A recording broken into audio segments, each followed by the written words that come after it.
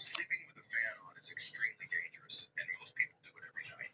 They think the breeze keeps them cool and comfortable, but it's a silent attack on your respiratory system. When you sleep with moving air directed at you, moisture evaporates from your mouth and nostrils. Your body reacts to this extreme dryness in panic mode and produces excess mucus to try to compensate.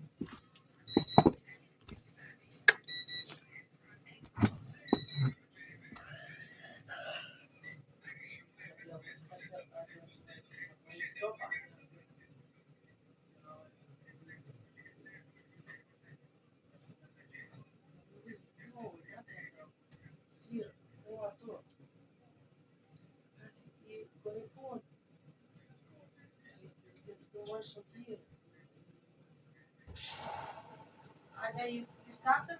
Ah, I already started. Okay. But what did you say? You started to talk.